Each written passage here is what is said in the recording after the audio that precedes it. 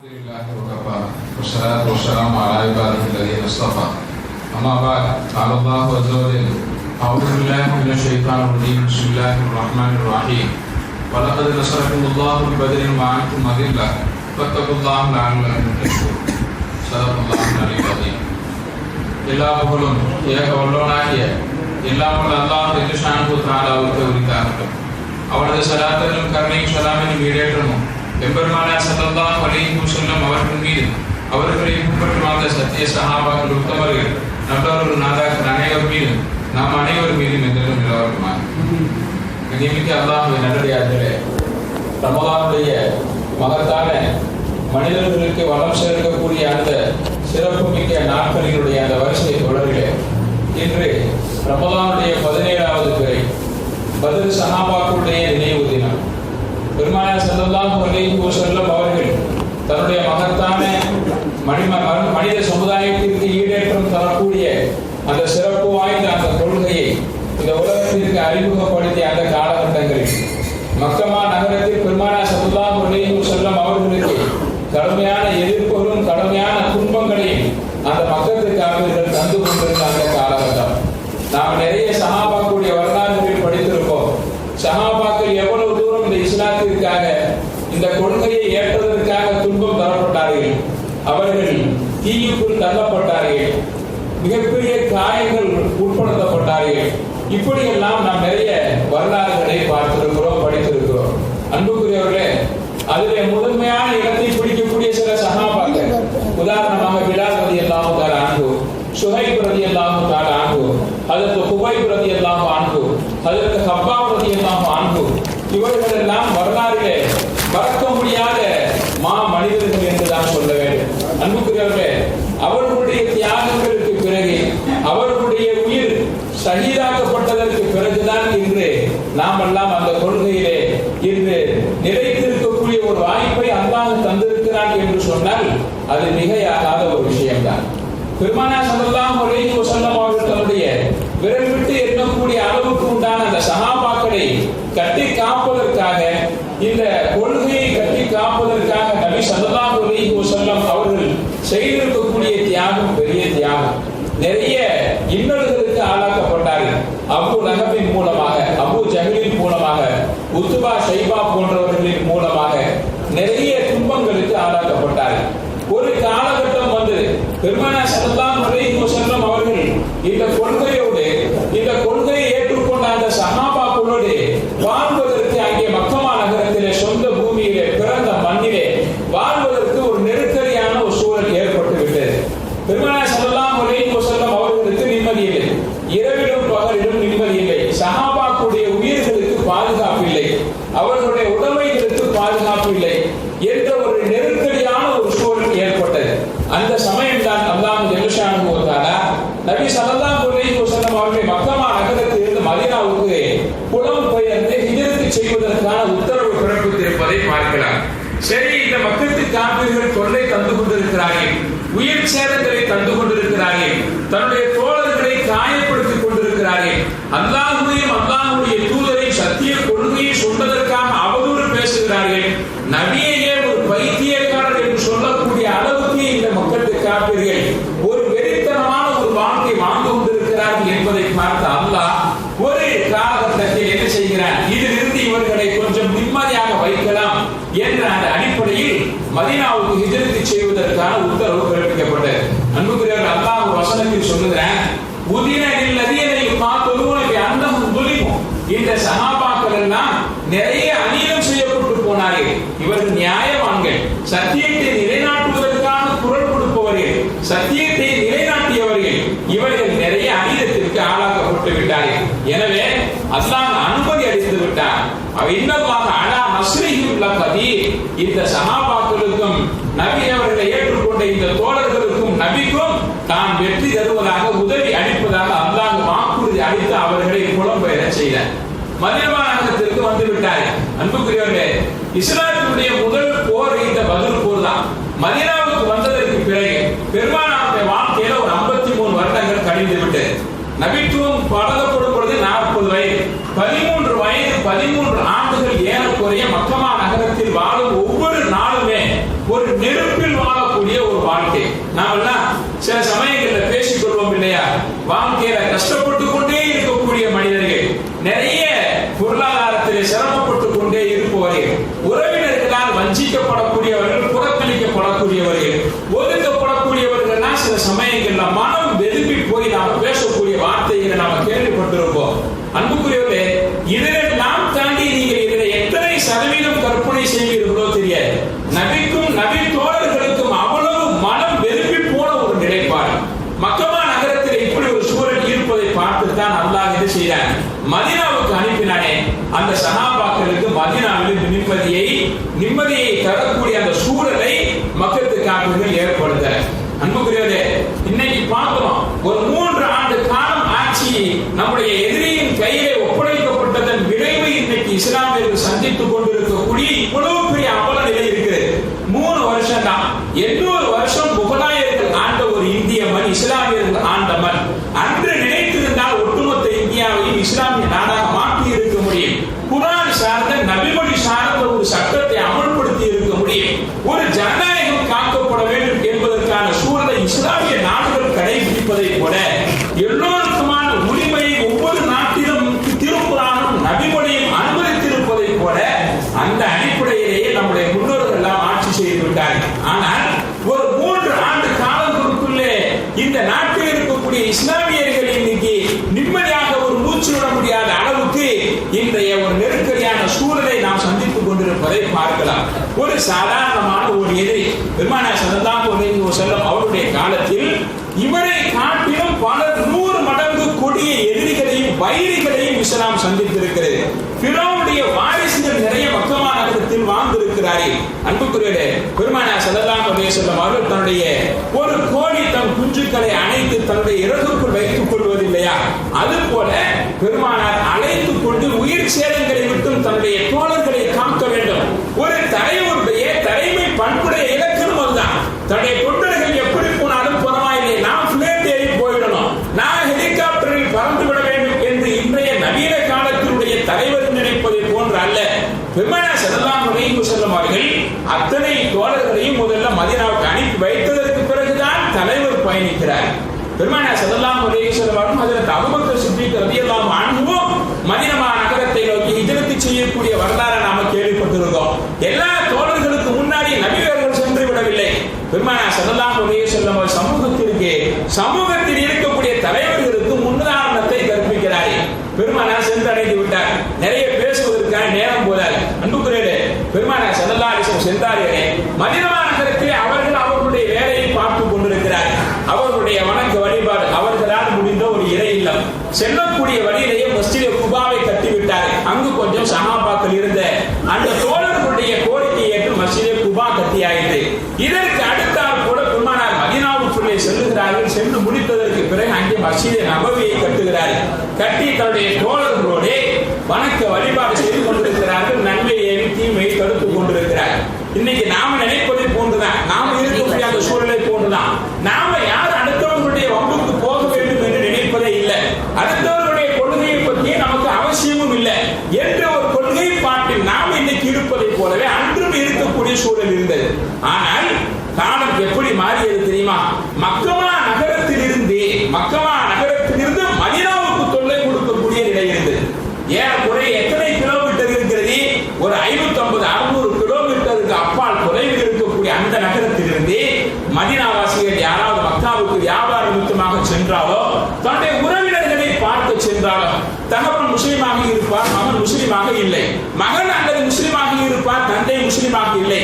இருக்கக்கூடிய உறவுகள் தன்னுடைய சொந்த மண் பூமி என்பது மக்கா நகரம் தானே. மதீனாவிலிருந்து சென்று போய் பார்த்தால் இந்த இஸ்லாமியர்களை பிடித்துக் கொண்டு அடைத்து வைத்துக் கொண்டு விடுவது கிடையாது. அவர்களை சொல்லனா துன்பத்திற்கும் துயரத்திற்கும் ஆளாக்குவது. இந்த நிலைகளை காப்பீர்கள் கொடுத்துக் கொண்டே இருக்கிறார்.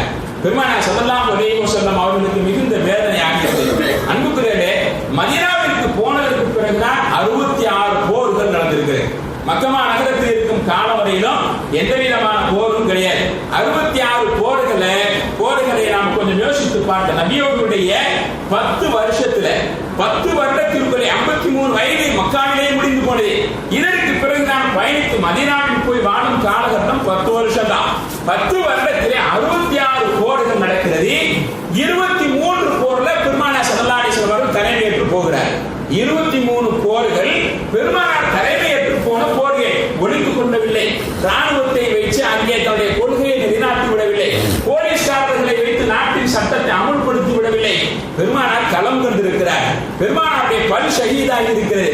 பெருமானார் குதிரையிலிருந்து கீழே விழுந்திருக்கிறாரே. ஒரு சமூகத்தின் அந்த தலைவன் எப்படி அந்த சமூகத்திற்கு முன் இலக்கணமாய் வாழ வேண்டும் என்பதற்கான இலக்கணத்தை வகுத்தவர்கள் பெருமானார் ஸல்லல்லாஹு அலைஹி வஸல்லம் அவர்கள். அன்புக்குரியவர்களே, 23 போர்கள் நடந்தது.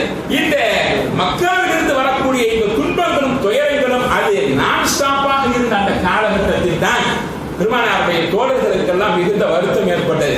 ஒரு நாள் ஆலோசனை செய்தாரே, அல்லாஹ்வின் தூதரே, பெருமானார் ஸல்லல்லாஹு அலைஹி வஸல்லம் அவர்களை அமரச் செய்து ஆலோசனை செய்கிறார். மக்கமா நகரத்திலிருந்து ஷாம் தேசத்துக்கு ஒரு வியாபார கூட்டம் அபூ சுஃபியானுடைய தலைமையில புறப்பட்டு வருகிறது. அந்த படையை நாம் கொஞ்சம் விரட்டுவதற்காக வழிமறித்தால் என்ன? நம்மிடத்திலே பலமில்லை என்று நினைத்துக் கொண்டார்களா? நம்மிடத்தில் சக்தி இல்லையா? நம்மிடத்தில் ஆட்கள் இல்லையா? நாம் அல்லாஹ்வுடைய அந்த வலிமையை கொண்டு அவனிடத்திலே பிரார்த்தித்து கொஞ்சம் அவர்களை மிரட்டி பார்த்தால் என்ன? இவ்வளவு காலம் நாம் பின்னடைந்து நாட்டையே விட்டு, தன் ஊரை விட்டு, பிறந்த மண்ணை, அந்த வீடுகளை விட்டு, சொந்த பந்தங்களை விட்டு வேறொரு பகுதிக்கு வந்து நாம் குடியமர்ந்து விட்டோம். நாம இப்போ கொஞ்சம் இதை வழிமறித்தால் என்ன? அவர்களுக்கு ஒரு அச்ச உணர்வு ஏற்படுமே என்பதாக சஹாபாக்கள் கூறும் பொழுது பெருமானார் ஆமோதிக்கிறார். இந்த அபூ சுஃபியானுடைய தலைமையில கிட்டத்தட்ட ஒரு 35 பேர். வரலாறுகள்ல பார்க்கிறோம், ஒரு வியாபார கூட்டம் மக்கா நகரத்திலிருந்து ஷாம் தேசத்துக்கு போகுது. போய் வியாபாரத்தை எல்லாம் செஞ்சு முடிச்சுட்டாங்க. முடித்ததற்கு பிறகு லாபத்தோடு திரும்பி வரும் வழியிலே இவர்களை நாம் மறிக்கலாம், இவர்களுக்கு ஒரு அச்சுறுத்தலை தரலாம், இன்று நாம் பலமாகிவிட்டோம் என்பதை அவர்களுக்கும் காட்டலாமே என்பதாக நினைத்த ஆலோசனையின் முடிவிலே இந்த முடிவு செய்த பொழுது அந்த மதீனா நகரத்தில் இருக்கக்கூடிய முனாஃபிக்கின்களிலே ஒரு முனாஃபிக்கு, ஒரு நயவஞ்சகனுக்கு இந்த செய்தி கிடைத்து விடுகிறது. இவன் என்ன செய்தான் தெரியுமா? ஷாம் தேசத்திலிருந்து வியாபாரத்தை முடித்துவிட்டு வந்து கொண்டிருக்கக்கூடிய அபூ சுஃபியானுக்கு இவன் சென்று போய் தகவலை தெரிவித்து விட்டான். நபியும் நபி தோழர்கள் உங்களை மறிப்பதற்காக ஆலோசித்துக் கொண்டிருக்கிறார்கள் என்று சொல்லும் பொழுது அபூ சுஃபியானுடைய தலைமையின் கீழ் இருக்கக்கூடிய அந்த வியாபாரத்தின் படை என்ன செய்தது தெரியுமா? அந்த ஷாமில் இருந்து மதீனா நகரத்து வழியாக சென்று மக்காவை சென்றடையக்கூடிய பாதையை விட்டுவிட்டு வேறொரு பாதையை மாற்றி அமைத்து அவர் மக்கா நகரத்தை சென்று அடைந்து விட்டார். அடைந்ததற்கு பிறகு அங்கு போய் தகவல் சொல்கிறார், இப்படி ஒரு சூழல் ஏற்பட்டு விட்டது, நபியும் நபித்தோழர்களும் எங்களை மறிப்பதற்கான ஆலோசனை இருந்ததாக கேள்விப்பட்டோம், பாதையை மாற்றி அமைத்து வந்துவிட்டோம் என்பதாக சொல்லி இந்த அபூ சுஃபியான் போய் மக்காவிலே சொல்லி விடுகிறார். சொல்லியதற்கு பிறகு அந்த மக்காவில் இருக்கக்கூடிய அப்போதைய தலைவர் யார் தெரியுமா? அபூ ஜஹல் தான். அபூ ஜஹல் மிகப்பெரிய எதிரி. பெருமானார் ஸல்லல்லாஹு அலைஹி வஸல்லம் ஹதீஸிலே கூறுகிறார்கள், இன்ன லிகுல்லி உம்மத்தின் ஃபிர்அவுன் வ ஃபிர்அவுன் உம்மத்தி அபூ ஜஹல். ஒவ்வொரு சமூகத்திலையும் ஒரு ஃபிர்அவுன் இருக்கிறான். ஒவ்வொரு சமூகத்திற்கும் ஒரு ஃபிர்அவுனை அல்லாஹ் தந்திருக்கிறான். என்னுடைய உம்மத்தில் இருக்கக்கூடிய ஃபிர்அவுன் யார் தெரியுமா? அபூ ஜஹல் தான். அவனை போன்ற ஒரு கொடியவனை வரலாற்றிலே நாம் பார்க்க முடியாது. அவ்வளவு கொடுமைகளுக்கும் அஸ்திவாரம், அந்த பேஸ்மெண்ட் யார் என்று சொன்னான்? அபூ ஜஹல் தான். அபூ ஜஹல் இந்த வார்த்தையை கேட்டவுடன் என்ன சொன்னான் தெரியுமா? இப்படியா யோசனை செய்து கொண்டிருக்கிறானே, நாம பயணத்தை புறப்படுவோம், 1000 பேர் கொண்ட அந்த மதீனா நகரத்தில் இருக்கக்கூடிய அந்த முஸ்லிம்களை அழித்து துவம்சம் செய்துவிட்டு வந்து விடுவோம் என்ற முனைப்பிலே அங்கே 1000 பேர் கொண்ட படையை மக்கா நகரத்திலிருந்து தயார்படுத்தி விட்டார். அன்புக்குரியவர்களே, லம்லம் அல் கிஃபாரி என்று சொல்லப்படக்கூடியவர் எல்லாம் அபூ ஜஹலை தடுக்கிறார். வேண்டாம், அவர்களை விட்டுத்தான் நம் படை வந்து விட்டதே, மக்கா நகரத்தை வந்து அடைந்து விட்டதே, நமக்கும் அவர்களுக்கும் தான் எந்த பிரச்சனையும் இல்லையே, நாம் இதோடு விட்டு விடுவோம் என்று தடுத்ததற்கு பிறகும் கூட அபூ ஜஹலுடைய அந்த வெறி அடங்கவில்லை. சில சமயங்களிலே இந்த துன்பம் தந்து கொண்டிருந்தவர்களுக்கு தன்னோடு யாரையாவது வைத்து துன்பம் தர வேண்டும் என்ற அந்த ஹேபிட் இருக்கிறது. இப்படிப்பட்ட ஒரு மனோநிலை கொண்டவர் அபூ ஜஹல். நாம் எப்படியாவது இந்த முஸ்லிம்களை சீண்டி பார்த்துக் கொண்டே இருக்க வேண்டும். இந்த 3 ஆண்டு காலங்களில் இந்தியா எவ்வளவு பெரிய வளர்ச்சி அடைஞ்சிருக்கிறது என்பதை அந்த ரேஷியோவை கொஞ்சம் நீங்க எடுத்து பார்த்தீங்கன்னா, அந்த ரேஷியோவுக்கும் அதே போல இஸ்லாமியர்களுக்கு எவ்வளவு பெரிய இடையூறுகளை தந்திருக்கிறார் என்பதை கொஞ்சம் எடுத்து பார்த்தா இதனுடைய வளர்ச்சி மிகப்பெரிய அளவில் இருக்குது. இவர்கள் கொடுத்த அந்த துன்பங்களும் துயரங்களும், அன்புக்குரியவர்களே, இது போல அவர்களுடைய அந்த ஆட்சி, அவர்களுடைய அந்த வெறி, இஸ்லாமியர்கள் என்று சொன்னாலே ஒரு பெரிய வெறி அன்றைய காலம் தொட்டே இருக்கிறது. இவர்களை போன்ற 100 கேடிகளுக்கு 1000 கேடிகளுக்கு சமமானவர்களை எல்லாம் இந்த இஸ்லாம் சந்தித்து இருக்கிறது. பெருமானார் ஸல்லல்லாஹு அலைஹி வஸல்லம் அவர்களின் தோழர்களையும் எதிர்கொள்வதற்காக 1000 பேர் கொண்ட படையை என்ன செய்து விட்டான்? அபூ ஜஹல் தயார் செய்துட்டான். நாம மதீனா நகரம் போய் சென்று படையெடுத்து இஸ்லாமியர்களை நம்ம ஒன்றுலேன்னு பார்த்துட்டு வந்துட வேண்டியதான். அது என்ன? ஒரு சிறிய படை நம்மை வழிமறிப்பதற்கான ஒரு ஆயத்தத்தை ஆலோசனை செய்வதா? ஆலோசனை செய்வதுதான் அங்கே ஒரு மிகப்பெரிய தகவலே. பெருமானாரோ நபி தோழர்களோ மதீனா நகரத்தை விட்டு போய் அந்த வியாபார கூட்டத்தை மறிக்கவும் இல்லை. அன்புக்குரியவர்களே, நாம் வரலாற்று தகவலை நன்றாக பதிவு செய்ய வேண்டும். பெருமானார் ஸல்லல்லாஹு அலைஹி வஸல்லம் அவர்களுக்கு செய்தி கிடைத்துவிட்டது. மக்கா நகரத்திலிருந்து ஒரு 1000 பேர் கொண்ட படையை அபூ ஜஹல் தன் தலைமையில் அழைத்துக் கொண்டு வருகிறான் என்ற செய்தி வந்தது. காஃபிர்கள் எத்தனை பேர் தெரியுமா? 1000 பேர். பெருமானார் ஸல்லல்லாஹு அலைஹி வஸல்லம் தோழர்கள் நமக்கு குறிப்பிட்டு தருகிறார்கள். அவர்களுடைய குதிரை எவ்வளவு தெரியுமா? 200 குதிரை. வீரர்கள் 1000 பேர், குதிரை 200 குதிரை, ஒட்டகங்கள் 200 ஒட்டகம். ஒட்டகங்கள் 200 ஒட்டகம். அவ்வளவு குதிரைகளிலும் அவ்வளவு ஒட்டகங்களிலும் படை வீரர்களை அழைத்துக் கொண்டு வருகிறார்கள். பெருமானார் ஸல்லல்லாஹு அலைஹி வஸல்லம் அவர்களுக்கு செய்தி கிடைத்து விட்டது. இப்படி அபூ ஜஹலுடைய தலைமையிலே 1000 பேர் கொண்ட படை புறப்பட்டு வந்து விட்டது. புறப்பட்டு வரக்கூடிய செய்தி இந்த ரமதானுடைய 14, 15, 16 நடந்து கொண்டே இருக்கிறது. அப்போதெல்லாம் அந்த நாட்கள் கொஞ்சம் அங்கே தங்கி பதுங்கி வந்த அந்த காலகட்டம். பெருமானாருக்கு கிடைத்த உடனே பெருமானாரை சுற்றி இருந்தவர்கள் 313 பேர். 313 சஹாபாக்கள் தான். பெருமானார் ஸல்லல்லாஹு அலைஹி வஸல்லம் அவர்கள் தன்னுடைய அந்த குழுவை தயார்படுத்துகிறார். அன்புக்குரியவர்களே, இன்னைக்கு நாம் எந்த அளவுக்கு ஈமானி உத்வேகத்தோடு செயல்பட வேண்டும் என்பதற்கான அடித்தளத்தை இஸ்லாம் அன்று வகுத்து தந்திருக்கிறது. 313 பேரோடு பெருமானார் புறப்படுகிறார், ஆயத்தமாகுகிறார்கள். அங்கே தோழர்களிடத்திலே இருந்த அந்த குதிரையுடைய எண்ணிக்கை எவ்வளவு தெரியுமா? வரலாறுகளிலே நாம் பார்க்கிறோம். இந்த சஹாபாக்களுடைய இந்த குதிரையுடைய எண்ணிக்கையே மொத்தமே 20 தான்.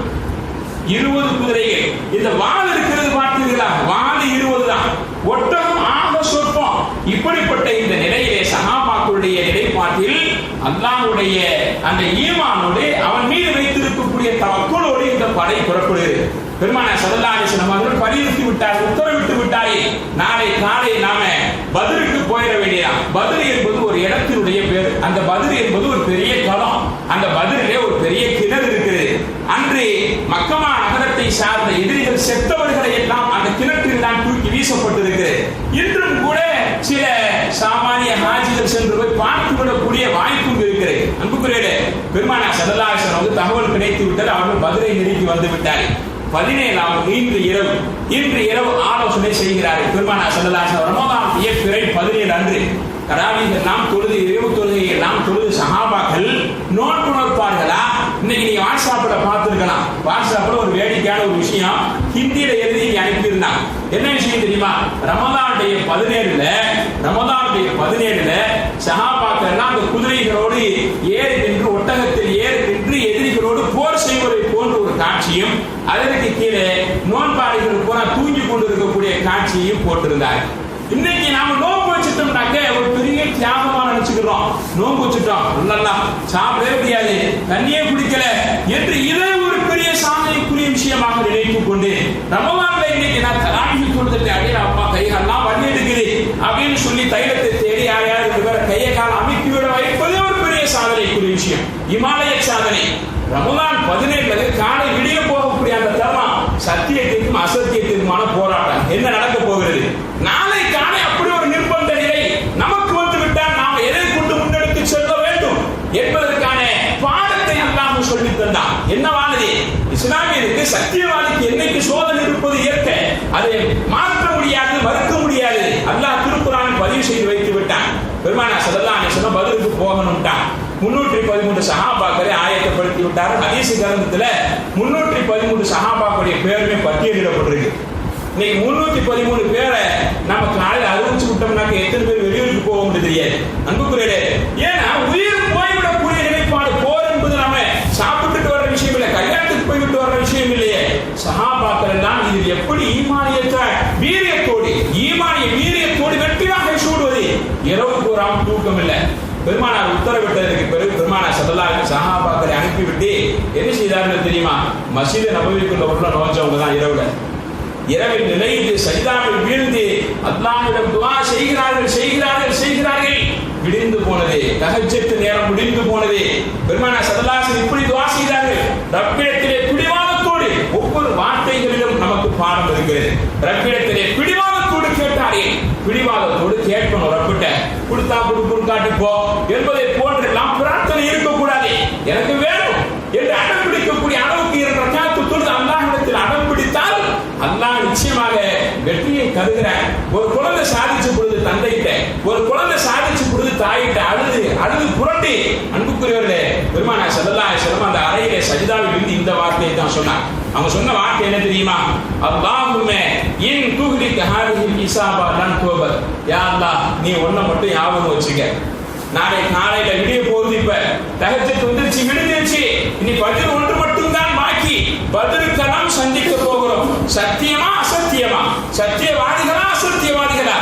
இன்னைக்கு நாம ஜெயிக்கிறோமா, எதிரி ஜெயிக்கிறானா என்பதுதான் அந்த இறுதிக்கட்ட அந்த பரீட்சை. பெருமானார் ஸல்லல்லாஹு அலைஹி வஸல்லம் கேட்டாங்க, யா அல்லாஹ் இன் துஹ்லிக ஹாதிஹில் இஸாபா, இந்த 313 பேர் கொண்ட இந்த சிறிய படை, எனக்கு செய்தி வந்துருச்சு 1000 பேருக்கு மேல வர்றாங்க, நம்முடைய படையை காட்டிலும் 3 மடங்கு இருக்கிறார்கள், அவர்களுக்கு நிறைய வலிமை இருக்கிறது, பொருளாதார ரீதியான வலிமை இருக்கிறது. இந்த சிறிய படை மட்டும் நாளை காலை நடக்கும் போரிலே, எதிரியை சந்திக்கக்கூடிய இந்த போரிலே இந்த சின்ன படை அழிந்து போய்விட்டது என்று வைத்துக்கள்.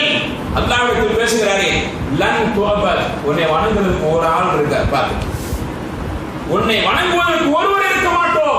உன்னை நாங்கள் வணங்கிக் கொண்டிருக்கிறோம் 313 பேர் தான். 313 பேருக்கு வெற்றியை தந்து உன்னை வணங்கக்கூடிய எங்களை இந்த பூமியில் நிலைநாட்டப் போகிறாயா?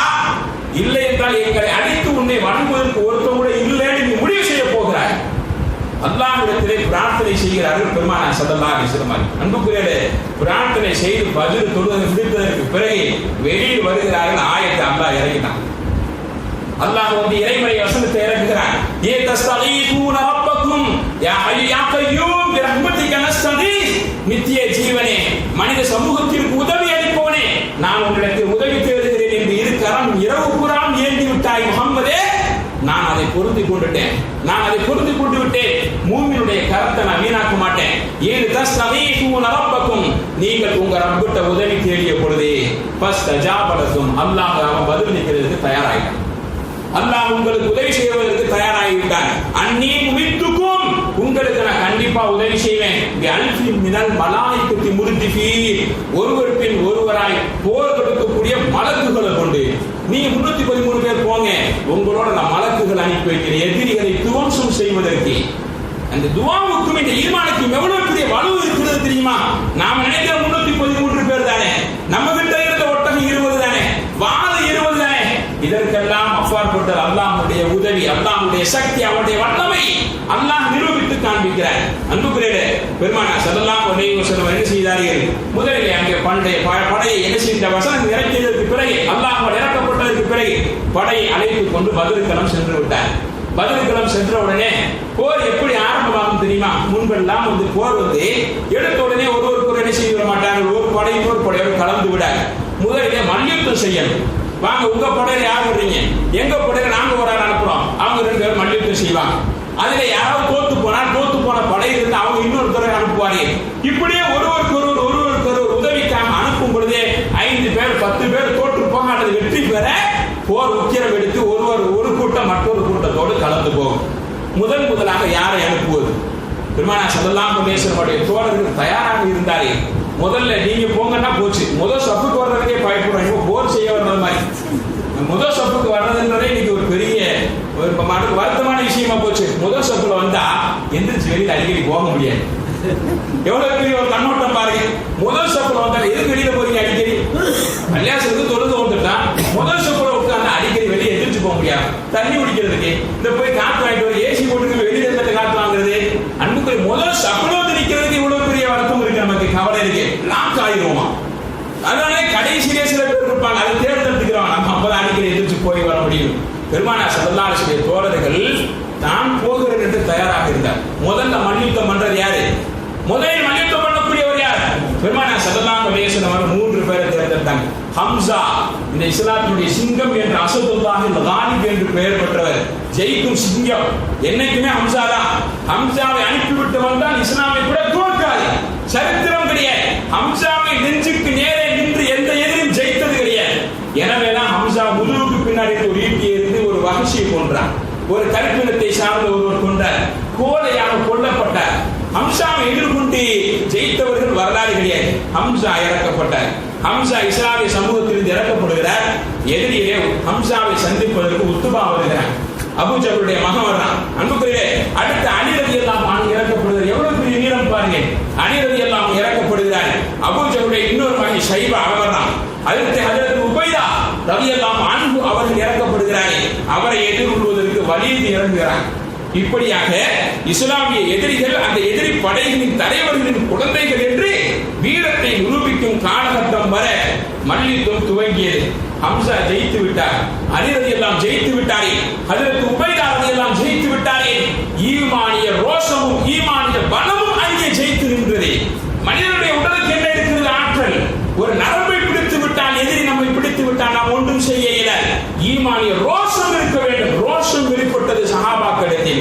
ஈமானிய பலம் வெளிப்பட்டது. அன்புக்குரியவர்களே, பசித்த சிங்கம் என்று சொல்வார்கள். பசித்த சிங்கம் பாய்வது போல அன்று சஹாபாக்கள் பாய்ந்தார்கள் எதிரிகளின் மீது. எத்தனை நாட்களுடைய வேகம், எத்தனை நாட்களுடைய பொறுமை, அவை அனைத்தும் அன்று வெளிப்படுத்தப்பட்டது. நபிக்காக, அல்லாஹ்வுடைய பொருத்தத்திற்காக எவ்வளவு தாங்கிக் கொள்வது.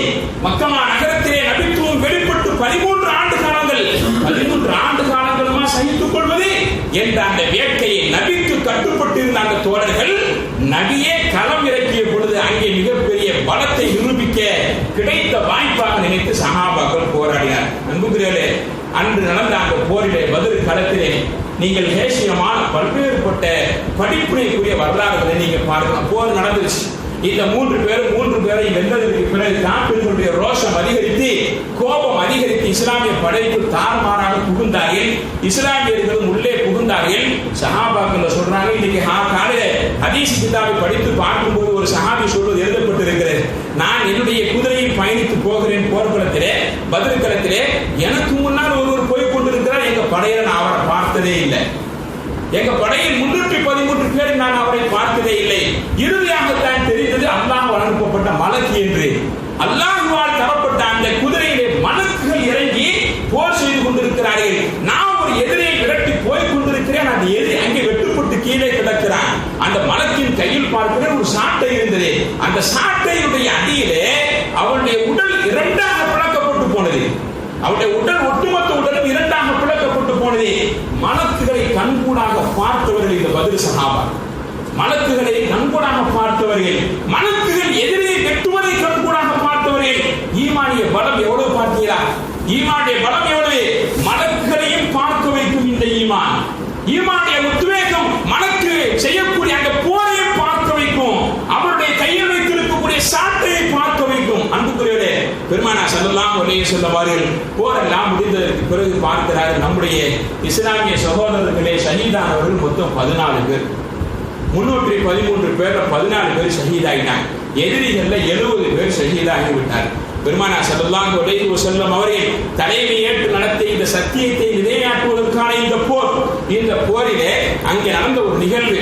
அப்துல் ரஹ்மான் இப்னு அவுஃப் ரலியல்லாஹு அன்ஹு அந்த போர்க்களத்திலே அங்கே எதிரிகளோடு போராடி கொண்டிருக்கும் அந்த சமயம் ஒரு 15 வயது மதிக்கத்தக்க 13 வயது மதிக்கத்தக்க 2 பேர் இளம் சிறுவர்கள் ஈமானிய பால் ஊட்டப்பட வேண்டும். அன்புக்குரியவர்களே, ஈமானிய அந்த தன்மை, ஈமானிய ரோஷம் ஊட்டப்பட வேண்டும். நம்முடைய குழந்தைகளுக்கு எதை ஊட்டி வளர்ப்பது? சுட்டி டிவியை பார்த்து சோறு ஊட்டும் காலம், வானத்தை பார்த்து நிலவை பார்த்து ஊட்டிய காலம் எல்லாம் மாறி போய் இன்னைக்கு டிவிகளை பார்த்து இன்று உணவு ஊட்டப்படும் காலமாக இருக்கிறதே. நம் குழந்தை எந்த வீரத்தோடு வளர்வான்? பெருமானார் ஸல்லல்லாஹு அலைஹி வஸல்லம் அவர்கள் தன் சமூக மக்களுக்கு எந்த உணர்வை சொல்லி வளர்க்க வேண்டும் என்று பாடம் நடத்துகிறார்கள். 13 வயசு முஅவ்வித், 15 வயசு முஆது. இந்த 2 பேர் தான். 2 பேர் இவர் போர் செய்து கொண்டிருக்கும் பொழுது என்ன செய்தார்கள் தெரியுமா? அன்புக்குரியவர்களே, அப்துல் ரஹ்மான் அவுஃப்ட்ட கேட்டாங்க, பெரியவரே இந்த கூட்டத்தில் அபூஜஹல் யாருன்னு கேட்டாங்க. இவருக்கு வியப்பா போச்சு. அபூஜஹலை வெட்டுவதற்கு சஹாபாக்கள் என்ன செய்து கொண்டிருக்கிறார்கள்? தவிர்த்துக் கொண்டிருக்கிறார்கள். அவன் அவ்வளவு பெரிய ஜாம்பவான், அவ்வளவு பெரிய பலசாலி. சஹாபாக்கள் அந்த கூட்டத்தினுடைய தலைவர் இல்லையா? ஒட்டுமொத்த துன்பத்தை சஹாபாக்களுக்கு கொடுப்பதற்கு குத்தகை எடுத்தவர் இல்லையா? அவன் சாதாரணமாக பெருமானார் ஸல்லல்லாஹு அலைஹி வஸல்லம் அவர்களுடைய வார்த்தை இந்த இருவரும் கேட்கும் பொழுதே அப்துர் ரஹ்மான் அவுஃப் ரலியல்லாஹு அன்ஹு கேட்டாங்க, ஏப்பா நீங்க ரெண்டு பேரும் அவருடைய அந்த முகத்தை பார்த்து என்ன செய்ய போறீங்க? இல்ல அபூ ஜஹலை பற்றி நாங்கள் கேள்விப்படுகிறோம், இன்னஹு யசுப்பு ரசூலுல்லாஹி ஸல்லல்லாஹு அலைஹி வஸல்லம், அவன் ரசூலுல்லாஹ்வை திட்டிக்கிட்டே இருக்கிறான். இந்த இரண்டு குழந்தைகளும் சொன்ன வார்த்தை வரலாற்றிலே பதிவு செய்யப்பட்டிருக்கிறது. அவன் ரசூலுல்லாஹ்வை எப்போ பார்த்தாலும் வசனம் பாடிக்கொண்டே இருக்கிறானா, திட்டிக் கொண்டே இருக்கிறானா. எனவே இன்னைக்கு நாங்க ரெண்டு பேரும் சேர்ந்து அவனை கொல்வதாக முடிவு பண்ணிட்டோம், அவனை கொல்வதாக முடிவு செய்து விட்டோம். அன்புக்குரியவரே, நீங்கள் தவறான பாதையின் பக்கம் சிந்தனை பக்கம் சென்று விடக்கூடாது. ஈமானிய பக்தி என்பது அதுதான், நபியுடைய நேசம் என்பது அதுதான், நபியுடைய நேசம் என்பது அதுதான், நபியுடைய பற்று என்பது அதுதான், அல்லாஹ் மீது கொண்டிருக்கும் காதல் என்பது அதுதான். பெருமானார் ஸல்லல்லாஹு அலைஹி வஸல்லம் அவர்கள் அவனை திட்டிக் கொண்டே இருக்கிறானா. எனவே நாங்கள் என்ன செய்ய போறோம், அவனை கொல்ல போகிறோம் என்று சொல்லி இந்த இருவரும் அங்கே பேசிக் கொண்டிருக்கும் பொழுது அப்துர் ரஹ்மான் அவுஃப் ரலியல்லாஹு அன்ஹுவிடம் பேசும் பொழுது குதிரையிலே அந்த போர் களத்திலே பத்ர் களத்திலே அபூ ஜஹல் கிராஸ் ஆயிட்டான்.